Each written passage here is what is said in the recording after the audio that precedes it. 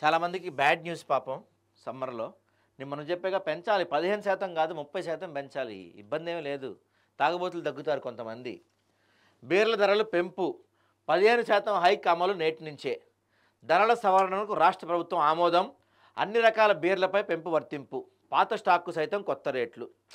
Array కొంచెం ఒక రోజు ముందు చెప్పినా మన బ్యాచ్ స్టాక్ తెచ్చుకొని కేసులు ఇంట్లో పెట్టుకునేవాళ్ళు కదా. ఇవాళ చెప్పి మీరు ఇవాళ నుంచి ఇవాళకి కొత్త రేట్ అంటే పాపం ఏడాది వస్తారు. కావాలి అట్లానే కావాలి. 15% కాదు 30% పెంచండి బీర్ల రేట్లు. పర్లేదు పెంచవచ్చు, తాగుడు మాంతారు. రాష్ట్రంలో బీర్ల ధరలు పెరిగాయి. ఇప్పుడున్న ధరలకు 15% జోడిస్తూ ధరల పెంపునకు రేవంత్ ప్రభుత్వం అనుమతించింది. పెరిగిన ధరలు నేటి నుంచి అమల్లోకి రాబోతున్నాయి. అయితే దీనివల్ల వీళ్ళకి లాభమే, ఎవరికి? బీర్ల కంపెనీ వాళ్ళకి.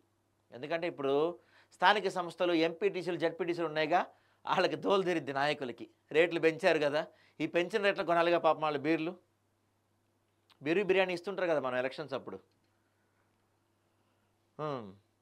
సో కమిటీ నివేదిక కింగ్ఫిషర్ లాంటి ప్రముఖ బీర్ల కంపెనీలు తమ ఉత్పత్తుల ధరలను పెంచాలని కొన్నేళ్లుగా డిమాండ్ చేస్తున్నాయి. బీర్ల తయారీకి ఉపయోగించే ముడి సరుకుల ధరలు పెరిగాయని, గత 4 ఏళ్లుగా ధర పెంచలేదని, అందుకే బీర్ల తయారీ కోసం చెల్లించే కమిషన్ ధరలు పెంచాలని వీళ్ళు ఎప్పటి నుంచో డిమాండ్ చేస్తున్నారంట. ఏమన్నా వాళ్ళ కళ నెరవేర్చాడుగా రేవంత్ అన్న. మొత్తానికి పెంచాలి, తప్పులేదే. కానీ ఒక దశలో రాష్ట్రంలోని బీర్ల తయారీ నిలిపివేస్తున్నామంటూ యునైటెడ్ బ్రూవేర్స్ ప్రకటించిన విషయం తెలిసిందే. దీంతో ప్రభుత్వ ధరలు నిర్ణయించే కమిటీ ద్వారా నివేదిక తెప్పించుకుంది. 15% ధరలు సవరించడానికి అనుమతించవచ్చని నివేదిక ప్రభుత్వానికి సూచించింది. వేసవి మొదలైన నేపథ్యంలో రాష్ట్రంలో బీర్ల విక్రయాలు పెరుగుతున్నాయి. దీంతో బీర్ల వినియోగం గణనీయంగా పెరిగింది. కాగా పెంచిన ధరలపై బీరు ప్రియులు ఆగ్రహం వ్యక్తం చేస్తున్నారు. బీరు ప్రియులు ఆగ్రహం వ్యక్తం చేస్తున్నారు. ఆగ్రహం వ్యక్తం చేయడం మీరు చేయగలిగింది ఏమీ లేదు. మీరు రేట్లు పెంచారుగా, మేము తాక్కుండా ఉంటాం అనగలరా? మీరు అనలేరు. 15 కాదు 30 కాదు 40 కాదు 50% పెంచినా మీరు తాక్కుండా ఉండలేరు. వాళ్ళు రేట్లు పెంచుతారు.